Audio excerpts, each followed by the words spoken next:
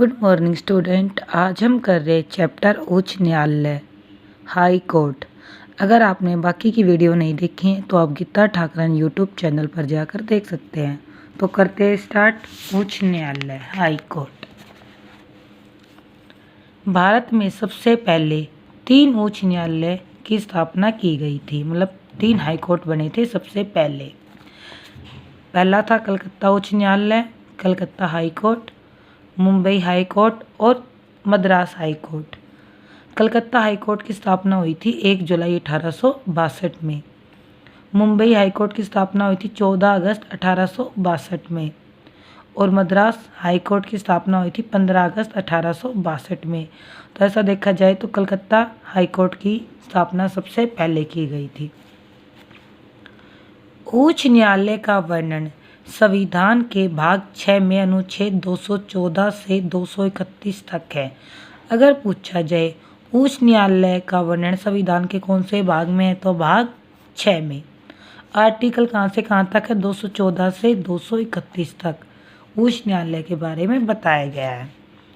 तो आर्टिकल 214 क्या कहता है? प्रत्येक राज्य में एक उच्च न्यायालय होगा। तो आर्टिकल 214 बताता है कि इंडिया का जो प्रत्येक स्टेट है वहाँ क्या होगा? एक हाई कोर्ट होगा। वर्तमान में देश में टोटल 25 हाई कोर्ट है। कितने हैं? 25 हाई कोर्ट वर्तमान में है। आर्टिकल 231 के अनुसार संसद 2 या 2 से अधिक राज्यों के लिए एक ही संयुक्त उच्च न्यायालय का प्रावधान कर सकती है। अगर जो संसद है हमारी पार्लियामेंट है वो एक से ज़्यादा मतलब 2 या 2 से अधिक राज्यों का एक दोनों का मिश्रित संयुक्त हाई कोर्ट बना सकती है। आर्टिकल 215 उच्च न्यायालयों का अभिलेख न्यायालय होना। 215 बताता है कि उच्च न्यायालयों का अभिलेख न्यायालय होना। अभिलेख न्यायालय का मतलब है कि जो इन्होंने जो फाइनल डिसीजन लिया है वो जो नीचे के कोर्ट है वो उसको देखकर दोबारा से वही फैसला ले सकती है। आर्टिकल 216 उच्च न्यायालय का गठन। 216 बताता है कि उच्च न्यायालय का गठन प्रत्येक उच्च न्यायालय में एक मुख्य न्यायाधीश तथा अन्य न्यायाधीश होंगे। प्रत्येक जो हाईकोर्ट होता है उसमें एक तो मुख्य न्यायाधीश होगा और कुछ अन्य न्यायाधीश होंगे। एक मुख्य न्यायाधीश प्लस अन्य न्यायाधीश। न्यायाधीशों की संख्या राष्ट्रपति निर्धारित करते हैं। जो ये अन्य न्यायाधीश होते हैं इनकी संख्या कौन होते हैं? कौन निर्धारित करता है? न्यायाधीश की और अन्य न्यायाधीश की संख्या कितनी होनी चाहिए ये निर्धारित करेंगे राष्ट्रपति जी। संयुक्त उच्च न्यायालय अभी हमारा एक आया था 231 कि 2 या 2 से अधिक राज्यों में एक संयुक्त उच्च न्यायालय होता है। तो किन किन स्टेट में संयुक्त उच्च न्यायालय है पढ़ते हैं। पंजाब और हरियाणा में भी है। पंजाब और हरियाणा का हाई कोर्ट पंजाब और हरियाणा का और चंडीगढ़, ये है चंडीगढ़ में। मुंबई हाई कोर्ट महाराष्ट्र, गोवा, दादर नगर हवेली और दमन और दीव के लिए, इन चारों के लिए एक हाई कोर्ट है मुंबई हाई कोर्ट। फिर है मद्रास हाई कोर्ट, तमिलनाडु और पुडुचेरी के लिए एक है Madras high court. Kolkata high court Paschim Bengal, Andaman Nicobar द्वीप समूह, इन दोनों के लिए एक ही मिश्रित संयुक्त हाई कोर्ट है कोलकाता हाई कोर्ट। फिर केरल हाई कोर्ट है केरल और लक्षद्वीप के लिए। गुवाहाटी हाई कोर्ट है अरुणाचल प्रदेश, असम, मिजोरम और नागालैंड के लिए। जम्मू कश्मीर हाई कोर्ट है जम्मू कश्मीर और लद्दाख के लिए। अब आता है आर्टिकल 217 उच्च न्यायालय के न्यायाधीशों की नियुक्ति, योग्यता और पद से हटाने की प्रक्रिया। जो भी उच्च न्यायालय के न्यायाधीश की नियुक्ति होगी उनकी जो योग्यताएं हैं और उनको जो पद से हटाया जाएगा, ये तीनों चीज़ें हैं आर्टिकल 217 के द्वारा। अब उच्च न्यायालय के न्यायाधीश की नियुक्ति कौन करता है? वो करते हैं राष्ट्रपति। उच्च न्यायालय के मुख्य न्यायाधीश राष्ट्रपति CJI प्लस राज्यपाल की सलाह से नियुक्ति करेगा मुख्य न्यायाधीश की। अब उच्च न्यायालय के जो अन्य न्यायाधीश है उनकी नियुक्ति कैसे होगी? राष्ट्रपति CJI प्लस राज्यपाल प्लस हाई कोर्ट के मुख्य न्यायाधीश की सलाह से अन्य न्यायाधीशों की नियुक्ति करेगा। आर्टिकल 219 इसमें बताया गया शपथ के बारे में। राज्यपाल या राज्यपाल के द्वारा अधिकृत व्यक्ति द्वारा शपथ दिलाई जाती है। जो ये न्यायाधीश चुने जाएंगे उनको शपथ को दिलाएगा या तो राज्यपाल या राज्यपाल द्वारा अधिकृत कोई व्यक्ति। नेक्स्ट है, अब न्यायाधीश मुख्य न्यायाधीश के लिए योग्यताएं क्या क्या होनी चाहिए हाईकोर्ट के न्यायाधीशों के लिए। सबसे पहले तो वो भारत का नागरिक हो, कम से कम 10 वर्षों तक किसी भी न्यायालय में न्यायिक पद पर रह चुका हो। कितने वर्ष तक? 10 वर्ष तक। या किसी राज्य के या 2 से अधिक राज्यों के उच्च न्यायालयों में कम से कम 10 वर्षों तक अधिवक्ता रह चुका हो। 2 कंडीशन है, या तो किसी न्यायालय में 10 वर्ष तक न्यायिक पद पर रह चुका हो या 2 से अधिक राज्यों में कम से कम 10 वर्ष तक अधिवक्ता रह चुका हो। उच्च न्यायालय के न्यायाधीश अपने पद पर 62 वर्ष की आयु तक पदासीन रहते हैं। कितने वर्ष तक? 62 वर्ष तक। अब न्यायाधीशों को हटाने की प्रक्रिया क्या है?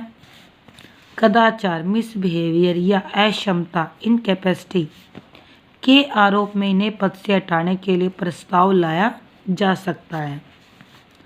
प्रस्ताव किसी भी सदन में लाया जा सकता है, चाहे लोकसभा में चाहे राज्यसभा में। प्रस्ताव लोकसभा में लाए जाने पर कम से कम 100 और राज्यसभा में लाए जाने पर कम से कम 50 सदस्यों का समर्थन होना चाहिए। संबंधित सदन के अध्यक्ष द्वारा आरोपों की फिर जांच करवाई जाती है। भाई उन पर आरोप लगाया है, आरोप के विरुद्ध में प्रस्ताव लाया गया है। अब वो प्रस्ताव ठीक है, जो आरोप लगाया गया वो ठीक है या नहीं, उसकी जांच संबंधित सदन के अध्यक्ष द्वारा की जाती है। फिर संसद में चर्चा होती है। चर्चा होने के कम से कम 14 दिन पहले संबंधित न्यायाधीश को सूचित करना आवश्यक है। दोनों सदनों से यदि 2/3 बहुमत से पास हो गया तब राष्ट्रपति के हस्ताक्षर करने के बाद न्यायाधीश को हटाया जा सकता है। फिर आर्टिकल 220 जिस व्यक्ति ने उच्च न्यायालय में स्थायी न्यायाधीश के रूप में कार्य किया है वह उस न्यायालय में वकालत नहीं कर सकता, किंतु वह किसी दूसरे उच्च न्यायालय में अथवा उच्चतम न्यायालय में वकालत कर सकता है। ये बताता है उच्च न्यायालय का जो स्थायी न्यायाधीश जो के रूप में जिसने काम किया है वह अब उस न्यायालय में अब काम नहीं कर सकता, परंतु वह किसी दूसरे उच्च न्यायालय अथवा उच्चतम न्यायालय में वकालत कर सकता है। आर्टिकल 221 इसमें न्यायाधीशों के वेतन के बारे में बताया गया है।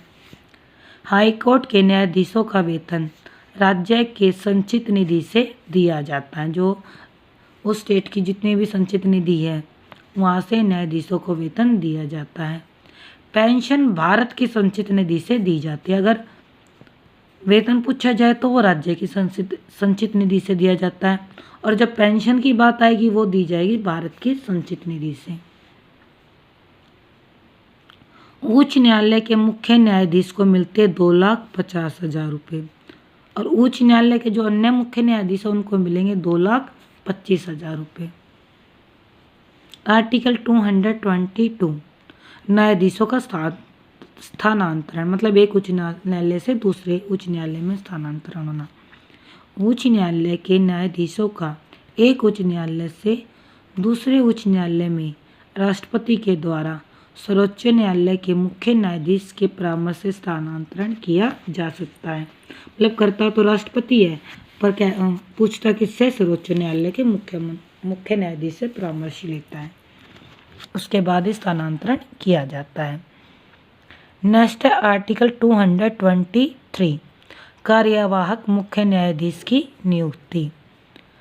मुख्य न्यायाधीश का पद रिक्त होने पर राष्ट्रपति HC के मतलब हाईकोर्ट के किसी भी न्यायाधीश को कार्यवाहक न्यायाधीश नियुक्त कर सकता है।